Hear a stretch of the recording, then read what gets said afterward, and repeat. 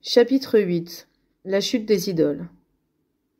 Il ne m'a pas suffi de mettre au tombeau mes amours, de chair et de cendre, pour bien m'assurer que c'est nous, vivants, qui marchons dans un monde de fantômes. Gérard de Nerval, Voyage en Orient. Nous venons de découvrir qu'il est nécessaire de remonter plus loin que les racines apparentes pour comprendre la densité existentielle masquée par ce que l'on appelle récrimination, lamentation, jérémiade, etc. L'évocation de la détresse de l'enfant en chacun de nous est chaque fois bouleversante. Elle révèle la fragilité et met en évidence tous ces appels au secours qui se cachent derrière la plainte, toutes ces bouteilles lancées à la mer avec le sentiment de l'inanité de ces efforts, ce terrible désemparement. Chaque témoignage laisse entendre une voix authentique, empreinte d'émotion, qui vient des profondeurs. L'injustice vécue, enfant, marque durablement la mémoire, comme en atteste l'épisode du peigne cassé raconté par Rousseau dans Les Confessions, quand il fut accusé d'un délit qu'il n'avait pas commis. Après avoir relaté l'anecdote, une vétille pour ce qui est de l'événement, mais une tragédie si on le considère du côté du ressenti, il écrit « Je sens en écrivant ceci que mon pouls s'élève encore. Ces moments me seront toujours présents quand je vivrai 100 000 ans. Ce premier sentiment de la violence et de l'injustice est resté si profondément gravé dans mon âme que toutes les idées qui s'y rapportent me rendent ma première émotion. Et ce sentiment relatif à moi dans son origine a pris une telle consistance en lui-même et s'est tellement détaché de tout intérêt personnel que mon cœur s'enflamme au spectacle et au récit de toute action injuste, quelle qu'en soit l'objet et en quelque lieu qu'elle se commette, comme si les faits en retombaient sur moi. Ce mouvement peut m'être naturel et je crois qu'il l'est. Mais le souvenir profond de la première injustice que j'ai souffert y fut trop longtemps et trop fortement lié pour ne l'avoir pas beaucoup renforcé. Le récit de Rousseau est fondamental car il vient confirmer que les injustices que nous subissons lorsque nous sommes enfants nous marquent pour la vie entière. De surcroît, comme pour Antoinette, Clément, Gaïa et beaucoup d'autres, l'injustice infligée à autrui et surtout à une personne en situation de faiblesse est proprement insupportable. Par ailleurs, beaucoup de personnes entendues au cours de cette étude, ainsi que nombre de patients, ont expérimenté à quel point les préjugés et les croyances sont limitatifs, donc dommageables pour eux-mêmes comme pour leurs proches. Lors d'une séance, John raconte une découverte qu'il a récemment faite lors d'une consultation chez un ostéopathe. Lorsque le praticien a touché une vertèbre douloureuse dans son dos, John a soudain compris que l'irritabilité qui lui est parfois reprochée n'est pas due à la colère, mais à un grand ras-le-bol. Il précise sa prise de conscience. « Je n'en peux plus. Enfant, je n'ai pas pu appeler au secours. Personne n'était là pour m'aider. Je devais respecter l'interdiction de m'exprimer, de riposter, de me révolter, donc de m'affirmer et de combattre. L'éducation religieuse que j'ai reçue m'a longtemps empêché de dire non, de m'opposer, de refuser. Elle m'a obligé à subir et à souffrir en silence. » Au cours de ce chapitre, nous compléterons notre investigation par des témoignages d'adultes qui ont connu les rudes illusions après avoir vécu une injustice remettant complètement en question leur vision du monde et les croyances qui l'étayaient. Plus particulièrement, ils ont fait l'expérience du décalage très répandu entre les discours et les faits. Ce type d'épreuve leur a également appris combien il est préférable de s'en remettre au témoignage de nos sens, bien que faillibles, et de notre clairvoyance, plutôt que de vouloir continuer à légitimer des propos abstraits et normatifs sans véracité. Le dogme et ses dérives. Le procès de Vivian Amsalem est un film magnifique. Il montre l'incroyable combat et la pugnacité d'une femme seule face à son mari, sa famille, les juges et la religion, omniprésente en Israël. Viviane cherche à s'affranchir du poids des règlements qui l'empêchent de vivre et des traditions qui l'étouffent. Voilà 3 ans qu'elle demande un divorce que son mari lui refuse. Or, en Israël, seuls les rabbins peuvent dissoudre un mariage avec le plein consentement du mari. Viviane lutte avec détermination contre une situation de plus en plus absurde et inextricable. Je voulais un homme traditionnaliste. Cindy s'est mariée il y a quelques années sans amour, précise-t-elle honnêtement, avec un homme dont elle appréciait l'énergie, l'entrain et la bonne humeur. Elle voulait épouser un homme traditionnaliste, respectant les valeurs de sa propre religion, la religion juive. Cindy avait eu des compagnons chrétiens ou athées auparavant, mais pour se marier, elle souhaitait un homme de la même confession qu'elle. Au début, j'étais rassurée car la famille de Jonas est originaire d'Afrique du Nord, comme la mienne. Pourtant, très vite, j'ai commencé à constater les différences de plus en plus évidentes. Autant mes parents sont issus de la bourgeoisie éclairée et cultivée d'une capitale et ne sont pas du tout pratiquants, autant les parents de Jonas me semblaient terre-à-terre, provinciaux, presque vulgaires et incultes, tout en étant des pratiquants particulièrement stricts et zélés. Avec l'arrivée de notre premier enfant, Jonas et sa famille m'ont imposé des règles rigoureuses de leur intégrisme. 2 éviers, 2 vaisselles, 2 réfrigérateurs, des aliments à ne surtout jamais mélanger, des prières quotidiennes, toutes les fêtes religieuses, le respect absolu du Shabbat du vendredi soir au samedi soir, une perruque lorsque je sors, etc. Je me suis mise à déprimer, et plus je m'éteignais, plus la mère de Jonas devenait cruelle avec moi. Puis elle s'est mise à me dévaloriser de plus en plus, et même à monter son fils contre moi. Notre couple est devenu infernal. J'ai encore fait de nombreux efforts pendant plusieurs années. J'ai accepté d'avoir un deuxième enfant et même une école religieuse très traditionnaliste pour la scolarité des enfants, mais comme la situation ne cessait d'empirer, j'ai fini par demander le divorce. Cindy a été très désagréablement surprise lorsqu'elle s'est rendue compte que ses parents prenaient la défense de son mari, de sa belle famille, de leurs pratiques rigoristes et du mariage. Traitée en paria, maigrissant et s'épuisant davantage de jour en jour, elle a dû mener seule son divorce dans une adversité sans pitié. Au fil des mois, Cindy a compris qu'elle avait accepté d'épouser un homme qu'elle n'aimait pas pour faire plaisir à ses parents. Se marier comme l'avait fait, elle avait sacrifié son désir. Elle vit comme une profonde injustice et une trahison le changement d'attitude de ses parents à son égard. Elle se dit dégoûtée par la religion, par la fausseté de toutes ses obligations et par l'incohérence entre les belles paroles proférées à la synagogue et la méchanceté des propos ou la mesquinerie des comportements réels au quotidien. Cindy sent le sol se dérober sous ses pieds. Elle dit ne plus rien comprendre et ne plus rien savoir. Tout ce qu'elle a appris lorsqu'elle était enfant, tout ce en quoi elle avait cru sincèrement est parti en fumée. Elle se retrouve très isolée, complètement désorientée. Mon mari avait une double vie. Rosalie a tendance à se trouver beaucoup de défauts. Elle manque de douceur avec elle-même. Elle a complètement perdu confiance en elle depuis la rupture avec son mari. Le mariage de Rosalie et de Paul faisait rêver leurs amis, tant leur couple semblait parfait. En société, ils s'entendaient bien. En privé, Paul était un mari quasi idéal. Rosalie lui reprochait seulement ses fréquentes absences, officiellement dues à une grande charge de travail. Après des années de vie commune, la situation a commencé à devenir plus tendue, sans raison apparente. Au moment du débat et des manifestations qui opposaient certaines associations traditionnalistes aux défenseurs du mariage pour tous. Paul s'est beaucoup impliqué dans la lutte contre cette loi. Je l'ai vu se durcir, devenir agressif même, puis violent, tenir des propos très déplacés et injurieux, d'autant plus incompréhensibles que ma meilleure amie vit depuis des années avec une femme et que nous les recevions toutes les deux à la maison. Il est vrai que Paul et sa famille sont des catholiques convaincus, très romains, comme ils insistent à le dire. Pourtant, cela n'explique pas le revirement de Paul. Hasard ou coïncidence, un matin, Rosalie voit un message arriver sur le téléphone portable de Paul, qu'il a posé sur la table de l'entrée peu avant son départ au travail. Très discrète et respectueuse de l'intimité de son mari, Rosalie ne fait qu'apercevoir ce qui s'affiche sur l'écran un bref moment. Une fois Paul parti, elle se sent tracassée par ce message qui mentionne un rendez-vous le soir même, en précisant un lieu incongru pour Paul, homme rangé et se disant respectable. N'ayant pas encore vu le message, Paul embrasse sa femme et lui dit à ce soir. Dans la journée, comme souvent, il lui annonce qu'une réunion imprévue a été ajoutée à son agenda et qu'il rentrera très tard, bien après le dîner. Rosalie comprend, sans vouloir encore l'accepter tout à fait, que son mari la trompe. Le plus difficile à admettre est que le prénom du message entrevu est sans équivoque. Il s'agit du prénom d'un homme. D'abord interdite, Rosalie ne parle pas de sa découverte à son mari. Progressivement, elle a la confirmation que son mari est homosexuel. Ainsi s'explique son manque d'intérêt réel pour leur propre vie sexuelle et l'espacement de plus en plus net de leur rapprochement amoureux.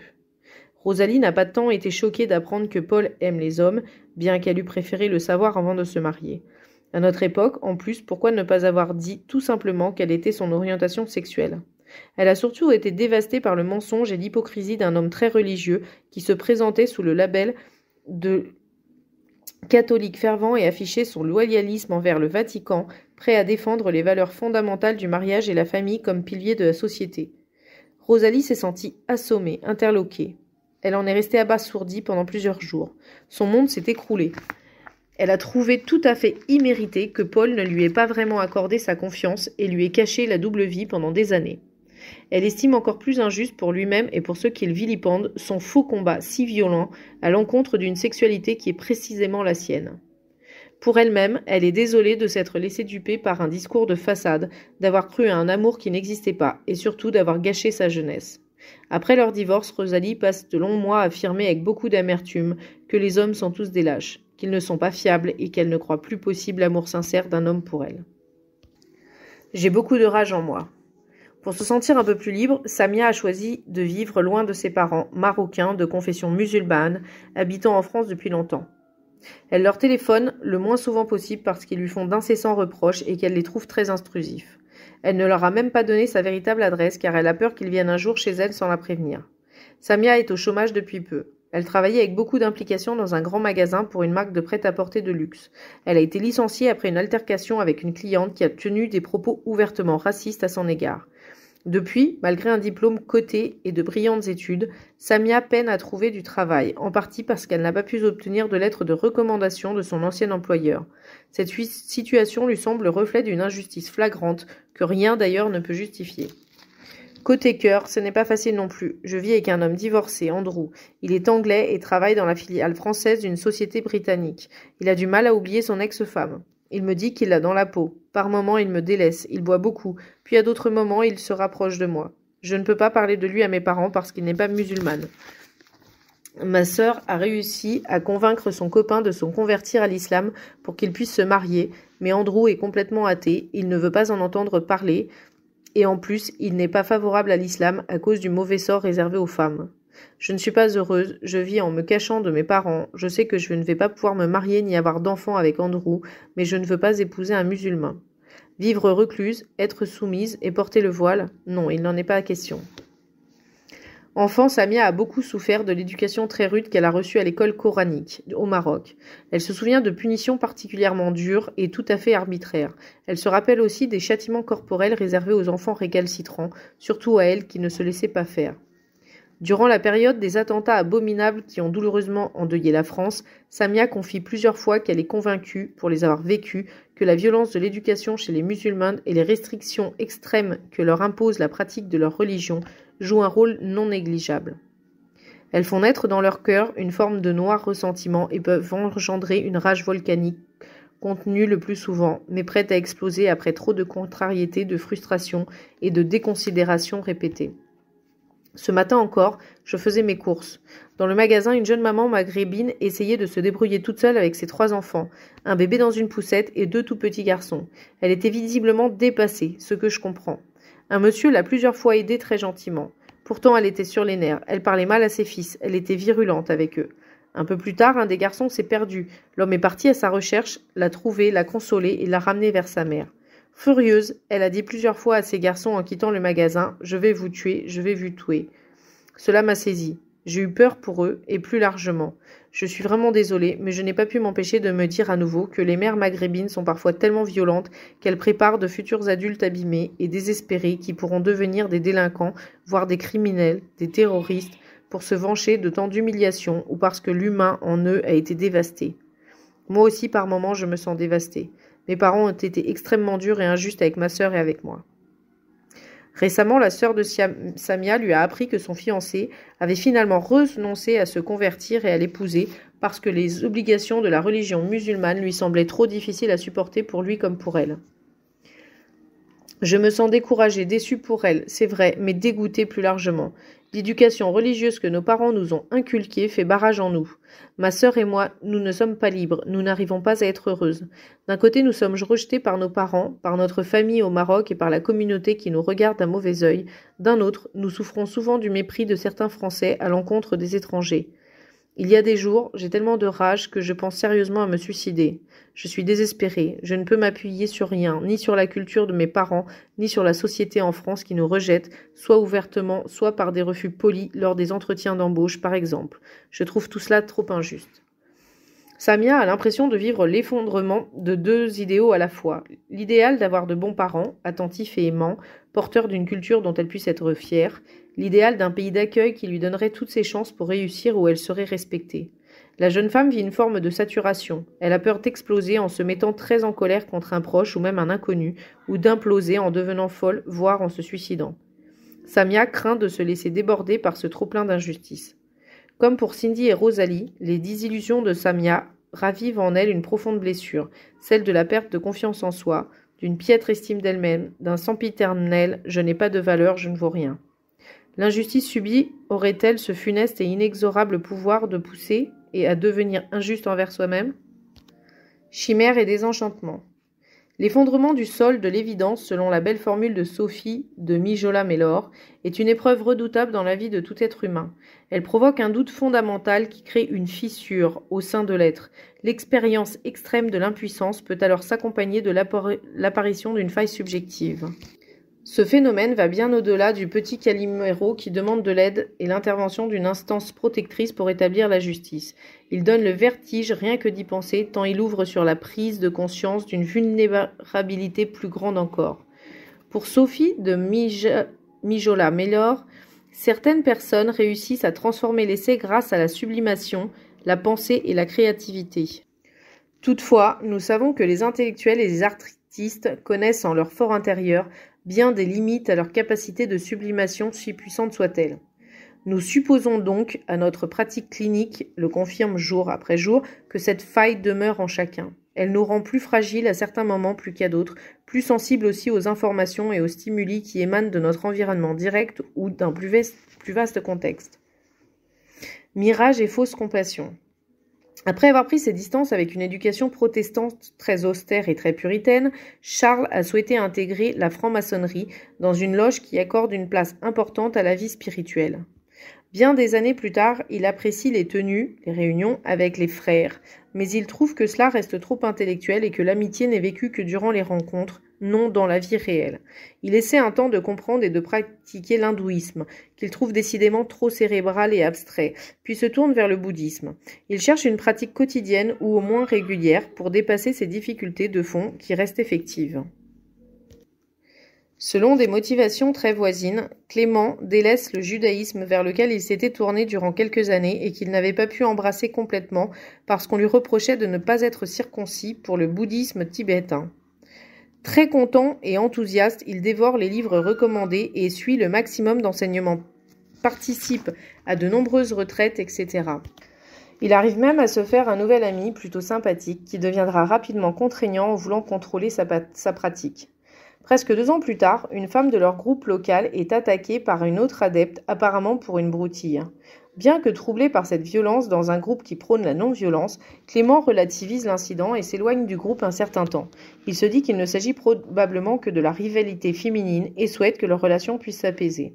Devant l'aggravation de la cruauté totalement injustifiée envers cette femme réellement douce et de bonne volonté, peut-être plus fantaisiste et moins zélé que d'autres, Clément se sent durablement désemparé.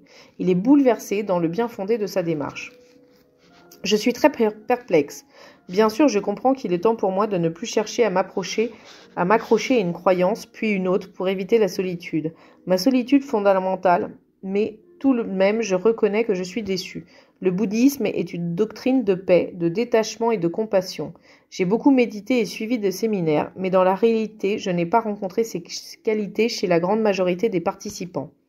Suis-je trop exigeant ? Je ne crois pas, non. Peut-être que je suis trop pur pour ce monde. Ce mot pur ne vient pas de moi, mais d'un collègue qui m'a dit un jour que j'étais trop pur. J'avoue que je suis perdu, je ne sais plus quoi penser. Clément chemine en constatant que les idées toutes faites existent dans tous les groupes, à plus forte raison s'il s'agit d'institutions qui défendent une idéologie. Il découvre alors qu'un abîme existe entre les idéaux proclamés et leur réalisation, ce qui d'ailleurs ne permet pas nécessairement en question la bonne foi des adeptes. Beaucoup, comme Clément, sont désireux de mettre en pratique leurs rêves de paix et de justice. Ils sont simplement humains, trop humains, et se trouvent en outre confrontés à la difficile conciliation de leurs aspirations individuelles avec les enjeux de pouvoir inhérents à tous les groupes constitués. Pour de nombreuses raisons, par conséquent, prétendre être dans le détachement et faire preuve de compassion n'implique pas nécessairement la réalisation effective de ces nobles aspirations. Pendant quelque temps, Clément sent flotter en lui une forme floue de colère, puis il prend conscience en fait que cette colère recouvrait une tristesse bien plus profonde. Une amie proche lui a d'ailleurs fait une remarque frappante en lui faisant observer qu'il s'était nettement voûté durant les derniers mois, comme si son corps même trahissait le poids de ses sentiments. Clément laisse émerger toute la peine qui s'est accumulée en lui et qui a courbé son dos. Il comprend qu'il voulait trop bien faire et être trop bon. Il se dit Il se détache de son besoin d'être un bon élève spirituel et se dit qu'il préfère au fond vivre plus simplement. L'empire de la pensée positive. La mère de Gaïa était une féministe convaincue, hippie de la première heure, partie s'installer en Californie. Elle a choisi d'avoir un enfant seul et n'a pas informé l'homme de passage avec lequel elle a conçu Gaïa qu'elle était enceinte. Gaïa raconte. Ma mère m'a initiée à la méditation depuis ma plus tendre enfance. Très tôt, j'ai également pratiqué le yoga et le qigong en sa compagnie. Je m'entendais bien avec elle. J'ai été longue à prendre conscience que je n'avais pas de papa et cela m'a manqué, surtout à la fin de l'enfance, puis plus encore à l'adolescence. J'ai connu la pensée positive dès son apparition aux États-Unis. Ce mode de vie particulier a imprégné ma vie sans que j'y prête vraiment attention. Quand je suis arrivée en France pour faire mes études, j'ai trouvé les Français très en retard, presque arriérés, fossilisés sur des vieux concepts de psychanalyse et sur une morale religieuse d'un autre âge. Lorsque la pensée positive est arrivée ici, je l'ai trouvée caricaturale et simpliste, de même que la nouvelle mode de méditation, comme s'il s'agissait d'une découverte de la nuit précédente. D'autant plus que les Français ont l'habitude de s'approprier les idées des autres en faisant croire qu'elles viennent d'eux. Plus sérieusement, la façon réductrice dont ces idées étaient véhiculées en Europe m'a ouvert les yeux sur les limites qu'elles comportaient. Gaïa a commencé à relativiser toutes les croyances que sa mère lui avait enseignées. Deux autres évolutions sont venues compléter sa déconstruction implicite mais irrémédiable de l'édifice de croyances et de certitudes qui constituait le référentiel de la jeune femme. En vieillissant, ma mère s'est laissée aller et a abandonné progressivement tous les principes qui avaient servi de cadre à mon enfance. Elle n'a plus rien à voir avec la femme qu'elle était. Elle est devenue pessimiste et plaintive.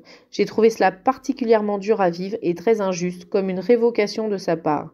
Je ne savais plus sur quelle fondation m'appuyer. J'avais l'impression que je n'avais plus de valeur et que tout partait à la dérive. Le plus éprouvant encore, si c'est possible, est arrivé avec la vague de terrorisme en France. Suite aux effroyables massacres à Paris puis à Nice, j'ai été horrifiée et plongée dans un désespoir abyssal.